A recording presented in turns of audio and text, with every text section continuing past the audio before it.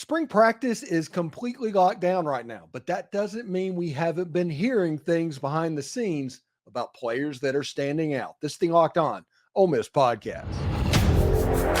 You are Locked On Ole Miss, your daily podcast on the Ole Miss Rebels, part of the Locked On Podcast Network, your team every day.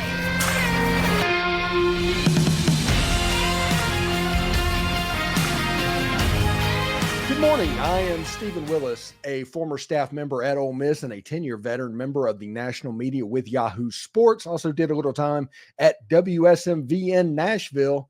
Thanks for tuning in. Today on the show, we talk about the players that are showing out at the beginning of spring practice, and maybe a surprise is brewing. We talk about that.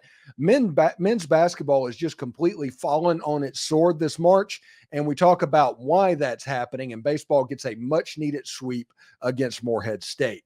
The Grove Collective, they're doing their March to Victory campaign this month. What does that mean? Well, it is their new NIL campaign for Ole Miss Athletics, and their hope is to raise $10 million and get 10,000 total members by the end of March.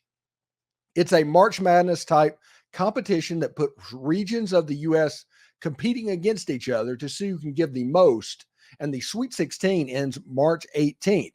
So you can donate to your region to get them to the top of the list. Let's keep Ole Miss Athletics in the forefront and go to thegrovecollective.com/march to victory. Again, that's thegrovecollective.com/march to victory to help make that happen. This is the Locked On Ole Miss podcast, your daily podcast on the Ole Miss Rebels, part of the Locked On Podcast Network, your team every day. We're free and available on all the podcast apps and on YouTube. Thank you for making Locked On Ole Miss your first listen every day, and a special hello to the everydayers who make the show what it is. Today's episode is brought to you by Game Time. Download the Game Time app, create an account, and use code Locked On for $20 off your first purchase. Spring practice is 2/15 away from its completion. 2 practices happened before spring break. They're going to pick it up after spring break. This week, we are going to talk about some of the early storylines of the first 2 days, which will be today. We'll talk about surprise players that might be transfers, that might be any kind of like freshmen, that might be returners. Those stories we're going to get on as this week goes on. But right now, we want to talk about the early storylines and the players that are standing out. And just so everybody knows, where the way we're hearing this stuff is, I've talked to former players. They've hit me up on DM. I have people reaching out to me and letting me know what they're hearing as well. And we're just kind of piecing that together with Ole Miss's social media account, because whoever gets featured each day in social media, they probably are a player that needs to be featured. Lane Kiffin's a guy that controls absolutely everything, including the way that his program is advertised. And why would social media be any different? So we pay attention to all those things, and these are the players that are standing out to start with. Now, first of all, you have the obvious, which is Jaxson Dart, who is throwing this spring. He is throwing as a quarterback this last year he was 233 for 358, 3,364 yards, 25 touchdowns, 5 picks. He is well within range of just about every meaningful record at Ole Miss right now. The one that Eli Manning might get to keep, and I'm just going to say might get to keep, is the touchdown passes mark. After that, Jaxson Dart has a chance to break every one of the records. But he had surgery in January. He was hurt going into the end of the season, if everybody realizes and remembers what happened. He was hurt at the end of the season and needed to get it worked on, but he was not going to be operated on before the Peach Bowl. Jaxson Dart was going to be the dude in that Peach Bowl, and he was the dude.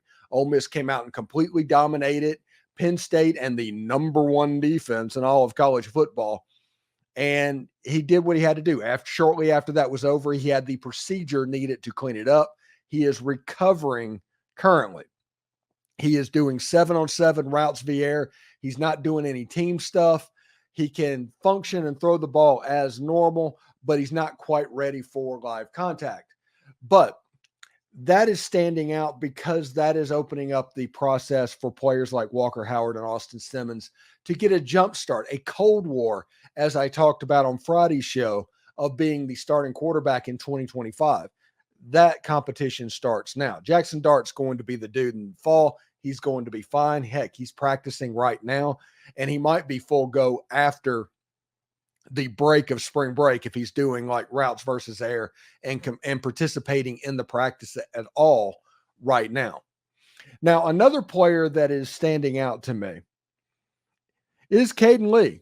And if you can see right here in this picture, Kaden Lee has changed his number from, it's either 83 or 87. I forget what it was during the season, to number 19, the Dayton Wade number, which I think it needs to stand out for a underdog that wins a spot and gets respect. I think that should be an unofficial number. I like the fact that Kaden Lee is wearing that number. Last year, he had 5 catches for 114 yards and 2 touchdowns. He had 2 regular season catches in games like, I don't know, Louisiana Monroe. And what was the first game of the year? Mercer or something like that. Both of them went for touchdowns. Against Penn State, Jordan Watkins was unable to play because of a leg injury. Kaden Lee just went out there and was uncoverable by Penn State. If it wasn't for Caden Priestcorn and Trey Harris completely dominating that secondary, you could see that Kaden Lee might have had 10 catches in that ball game. His work over the middle, he was wide open pretty much consistently. A really, really good ball player. This is important because Jordan Watkins is the number 1 in that room right now. Now, Jordan Watkins might move out wide and Juice Wells might come into that position. And just because we haven't seen pictures of the transfer players like Juice Wells or like Jordan Watkins doesn't mean that something's wrong. Lack of information does not mean bad news. Positive information gets put out because positive information deserves to be put out. And a good story right now is Kaden Lee and his performance. Now, in high school football, we talked to Brian Smith, the Florida football scout, that saw Kaden Lee pretty consistently his senior year. And he said that everywhere he'd show up to, he would be like, okay, who is that little guy and what is he doing out with these real wide receivers? When you see him at first glance, he doesn't make the grade of the eye test. And then he starts to play and he turns into the alpha dog and he becomes uncoverable and he becomes the best player on the field. And no matter who he is going against, he has done that at every single level.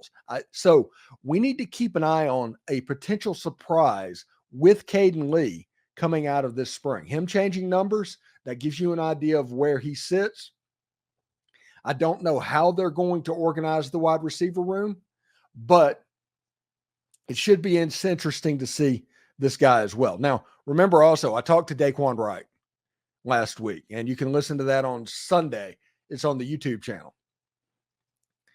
He said that without a doubt, he thinks that Ole Miss is going to run 12 personnel this year. And I think they will as well, because even when Charlie Weiss Jr. and Lane Kiffin was at Florida Atlantic, when they had 2 really good tight ends, such as John Rain and Harrison Bryant, they ran 12 personnel. They used those tight ends as a weapon. Now, Ole Miss is really good at the slot position between Jordan Watkins, Juice Wells, Kaden Lee. So it's going to be like a strength versus strength, a matchup type thing. Maybe you see something in the red zone. But I think 12 personnel is going to happen. Now, another thing we saw about Dae'Quan Wright whenever we talked to him was the fact that there is a competition brewing. And the way he described it, Trey Amos versus Trey Harris has kind of become must-see TV for Ole Miss football this spring. Whenever they have a one-on-one rep, whenever they're going at each other, it is something that everybody needs to pay attention to, stop what they're doing.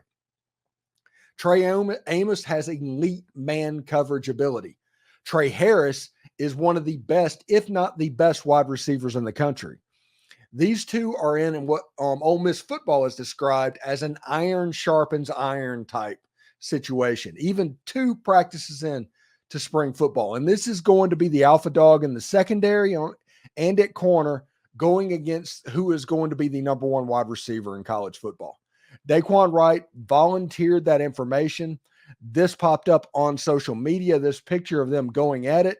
And I've heard multiple players talking about how this this competition of Trey Harris versus Amos gets everybody's attention. That is going to be something to pay attention to over the next 13 or so practices.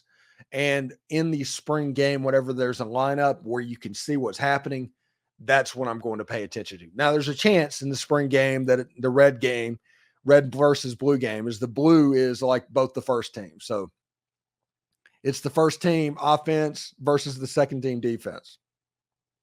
And then you have the second team offense versus the first team defense, to where they're not on different play and you never get to see that matchup. But Dae'Quan Wright talked about how excited that this matchup made him feel like, honestly, and why he's impressed about where it could go moving forward. I like the fact that Trey Amos is establishing himself in the secondary. There's other piece. He also mentioned Key Lawrence as a guy to pay attention to on the back end of the defense. There are players that even in shorts and shirts, whenever they're acclimating in spring practice, they're making athletic plays and getting other people doing the same things attention. It's worth mentioning that, and it should be interesting to see exactly how this goes in the future. And I'm pretty excited about what it could be indeed. Anyway, thanks again for making the Locked On Ole Miss podcast your first listen of the day. You know, Chris Beard suggested paying customers a refund for Saturday's loss to Texas A&M. And, you know, after we saw what happened on TV, maybe they should. Fire TV is your destination for sports, from live TV to highlights to in-depth analysis. Fire TV offers amazing viewing experiences with smart TVs, as well as the Fire TV stick that you can plug into your existing TV that provides access to millions of movies and TV episodes, as well as free and live TV. Whether it's the opening weekend for baseball or the college basketball tournament, you're going to want to have Fire TV. And Fire TV recently created the Fire TV Channels app to deliver a constant supply of the latest videos from your favorite sports brands, all for free. That includes all of us at Locked On and most of the big pro leagues and college conferences as well. Fire TV Channels lets you dive in on all the in-game analysis, highlights, and you get to keep up to date on the latest of the wide world of sports, including March Madness, NBA, MLB, and a lot more. Not to mention, they have all the great news, entertainment, gaming, travel, and cooking videos for you as well. So check out Fire TV Channels on the Fire TV and Alexa devices. If you haven't checked out Fire TV Channels, you should. Trust me on this. To learn more, visit Amazon.com/LockedOnFireTV. With killer last-minute deals, all-in prices, and views from your seats, their best price guarantee, Game Time takes the guesswork out of buying tickets. You get to see the view from your seat before you buy, so you know exactly what you walk into when you get there. It's pretty great. They have all-in prices to show your total up front, so you know where you're getting a great deal before you check out. And you can buy tickets in 2 taps. Click, click, you are there. They're obsessed with finding ways to help save you money on tickets. Game Time has deals on tickets right up to the start of the event. Heck, even an hour after it starts. It's the place to find last-minute seats. I live down here. Spring training is going on. I'll wake up in the morning and hey, at noon, I want to go see the Tigers play against whoever they're playing. Game Time helps me with that. And with zone deals, you get to pick the section, and Game Time picks the seats for big-time savings. And the Game Time guarantee means you always gets the best price. When you find tickets in the same section and row for less, Game Time will credit you 110% of the difference. Take the guesswork out of buying tickets with Game Time. Download the Game Time app, create an account, and use code LOCKEDON for $20 off your first purchase. Terms apply. Again, create an account and redeem code LOCKEDON, that's all one word, for $20 off your first order. Download Game Time today. Last minute tickets, lowest price, guaranteed. Locked On has launched the first ever national sports 24/7 streaming channel on YouTube. Now it's also available on Amazon Fire TV and the free Fire TV Channels app. Locked On Sports Today is here for you 24/7, covering the top sports stories of the day with the local experts of Locked On. plus our national shows that cover every single league. Find Locked On Sports today, now available on the free Amazon Fire TV channels app. All right, so Chris Beard had senior day on Saturday, and Texas A&M, they whooped Ole Miss. They beat Ole Miss down. It was not a good look for the Rebels. Texas A&M won the game 86-60 on senior day. If you look at the stats of this game, and I know there's probably not many people that want to, Texas A&M wins the game 86-60. Texas A&M shot 50% from the field, 13 of 26. That's 50% from three-point land if you judge by my Simpson County math. 12 turnovers, 50 freaking rebounds, and 13 fouls. Ole Miss, on the other hand, they were 39% shooting. Nothing looked right. They were completely disjointed. 8 for 28 from three-point range, 9 turnovers, so they took care of the basketball. They only had 21 rebounds and 11 fouls. Now, that tells me they were not being aggressive. The lack of fouls and the lack of rebounds would absolutely produce that, because rebounding in basketball is a mindset. You will ask Tim Thomas. Now, I got a text message from Tim Thomas right after the ball game that happened. And I want to read this to you right now, and we will talk about what's going on. It says, out-rebounded 50-21. A&M shot 50% from the field and 3. The worst defensive/rebounding effort by an Ole Miss team ever. Also, the worst coaching job I've seen in a while. They were not prepared. And on senior night, a travesty. And Chris Beard admitted all of that. He said that the effort in this game, the fans that paid to go see it, deserve a refund. And they kind of do. And they might have been hyperbolic, and those people are never going to get their money back. Now, don't expect that to actually happen.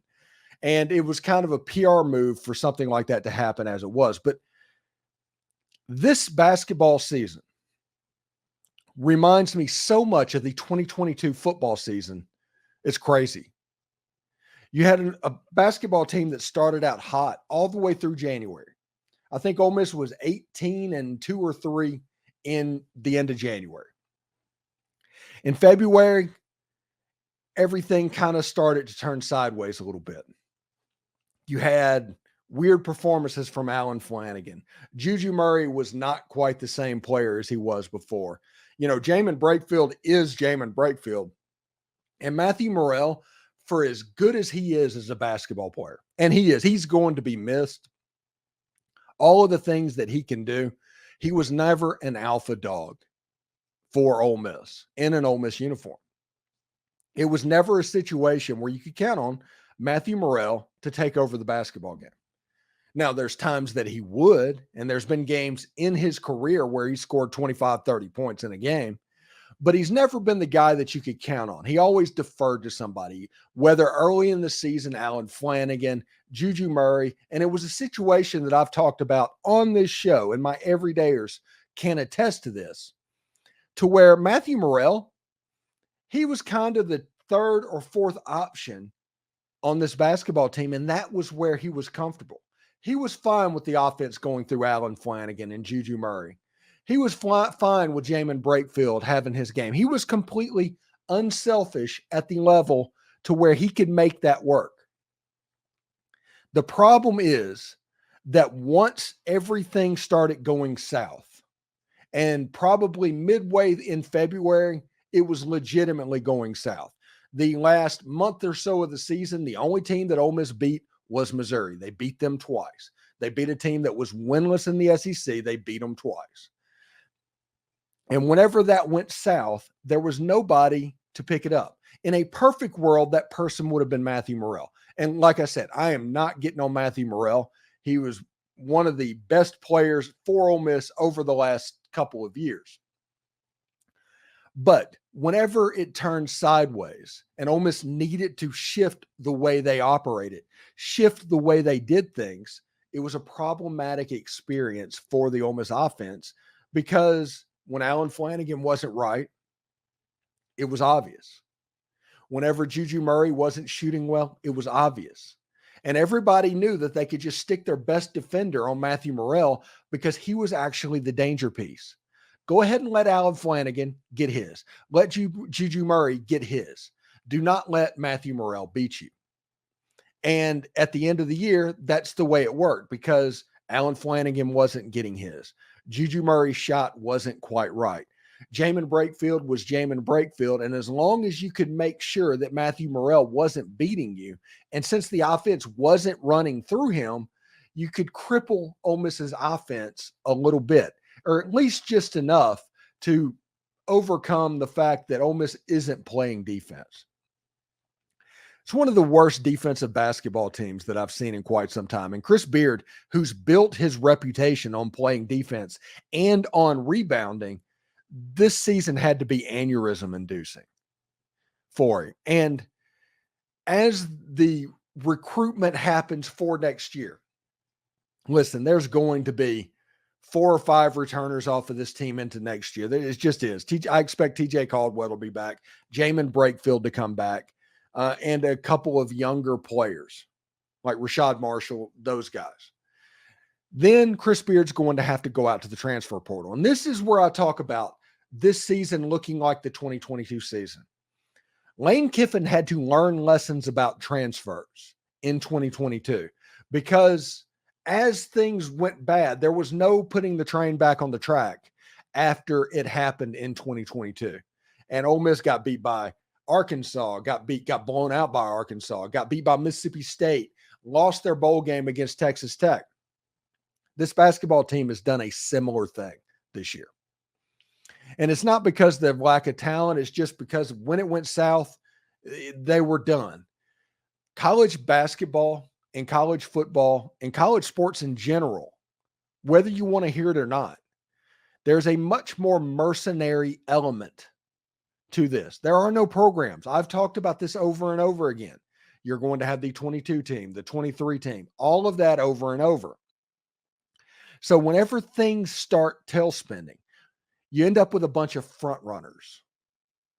And if you're not careful, they can sink your team. That happened in football in 2022. That happened in basketball in 2024. What will happen in 2025, next year's basketball team?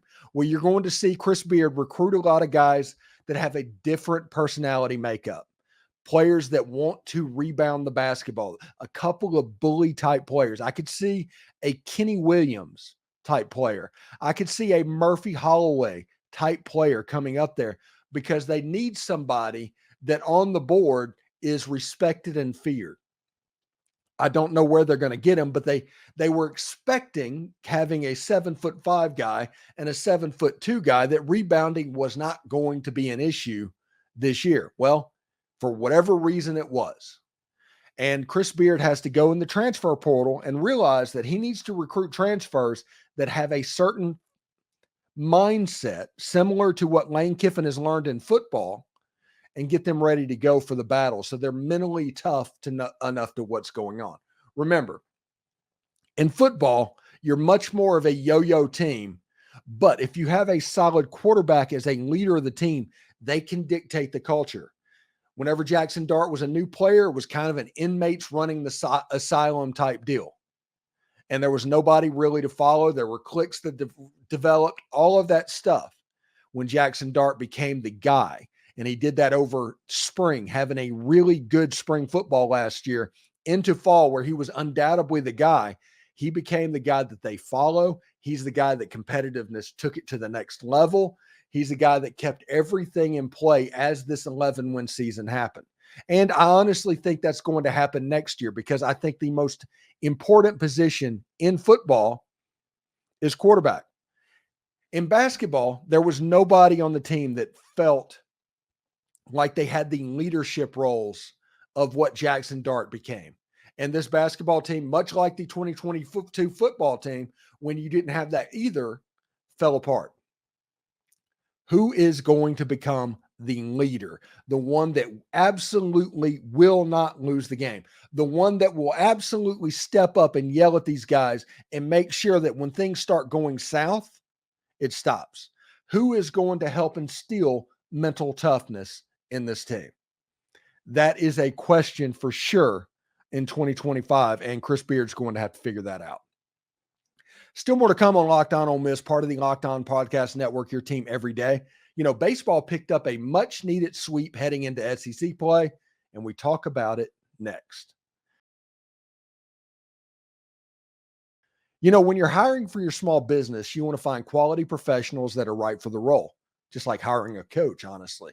That's why you have to check out LinkedIn Jobs. LinkedIn Jobs has the tools necessary to help you find the right professionals for your team faster and for free. LinkedIn is not just another job board.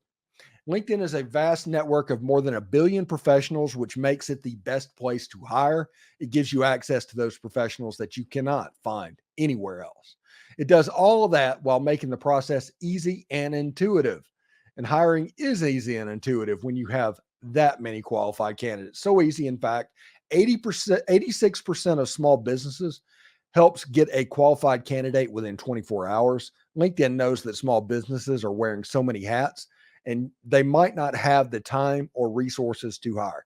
For instance, if you hire the right football coach, they'll have you in the playoff discussion. If you hire the wrong football coach, you're going to be hiring a new one again in 3 years, at least 3 years. If you hire the right employee, he can have a positive and measurable impact on your business. If you have the wrong one, you're going to be doing this all again in 3 weeks. You know, 2.5 small businesses using LinkedIn for hiring can't be wrong. Post your job for free at linkedin.com/lockedoncollege. That's linkedin.com/lockedoncollege to post your job for free. Terms and conditions apply. Thanks for making Locked On Ole Miss your first listen of the day, and shout out to the everydayers. Locked On has launched the first ever national sports 24/7 streaming channel on YouTube, and now it's available on Amazon Fire TV. Locked On Sports Today is here for you 24/7, covering the top sports stories of the day with the local experts of Locked On, plus our national shows that cover every league. Find Locked On Sports Today now available in the free Fire TV channels app. Be part of history. Ole Miss got a sweep over Morehead State over the weekend. I talked to Derek Vandegrift last week. I thought that Ole Miss just needed it just for the mental aspect of it. Now, the important part of this, and this is something that everybody needs to keep in mind on what's going on. There is a very real chance the Hawaii thing was just a strategic error that Ole Miss paid for the span of about a week. Ole Miss has lost 5 baseball games. 4 of them happened in the span of a week, losing once on Saturday, once on Sunday, and then midweek on Wednesday and the following Friday. And when you look at the travel going west to Hawaii, that affects your performance. I think it was just a strategic error to go. And then once your body kind of got right, they've been absolutely mashing. You look at Liam Doyle on Saturday, which honestly had a little bit of Friday night vibes to him. I'm pretty excited about that. Grayson Saunier was almost dang near unhittable on Sunday. And on Friday, Gunnar Dennis, he did his job as well. Ole Miss is knocking the cover off the ball like we thought that they would do. And Ole Miss got the sweep. And currently they are like, 12-5, somewhere in there. They've lost 5 games. So Ole Miss has a road game this midweek in Monroe, Louisiana. Hopefully COVID doesn't happen. And they can have a chance to continue this where they've won like 10 out of 11 ball games or something like that. And from there, they get South Carolina, and then they get Tennessee. It gets real. Now, Ole Miss will have to pitch the ball better on Friday night. I do think that Liam Doyle does have a chance to be a Friday night type starter. I like Gunnar Dennis. I think he would be good for Saturday or Sunday. And Grayson Saunier right now is completely unhittable. Now, JT Quinn, he's struggling at the moment, and perhaps he'll come back and we'll see exactly what happens in the rotation. But he is at the minimum a guy that you should be able to count on to give you 2 or 3 quality innings in the middle of the game if you need it. So we'll see exactly what happens. My theory that the Hawaii trip was the cause of that terrible week that's still on my mind and is still something that I'm waiting to see if it actually happens. Like I said, Ole Miss gets South Carolina, they're ranked. Ole Miss gets Tennessee, they're ranked. How Ole Miss does in those first 2 weekends will be important to see what happens with them. Thanks for making the Locked On Ole Miss podcast your first listen. Every dayers, we're going to have a weird schedule this week. My wife, my Angel's birthday is this week. It is spring break, so there's not a whole lot going on except the SEC men's basketball tournament. And I'm going to take a 4-day weekend to where I catch spring training games against the New York Yankees and against the Atlanta Braves on Thursday and Friday. But for your second listen, Locked On has launched the first ever national sports 24/7 streaming channel on YouTube. Locked On Sports Today is here for you 24/7, covering the top sports stories of the day with the local experts of Locked On, plus our national shows that cover every single league. Find Locked On Sports Today now available on the free Fire Channel TV's app. And for those of you on YouTube, we'll send you there right now. Hotty toddy, everyone.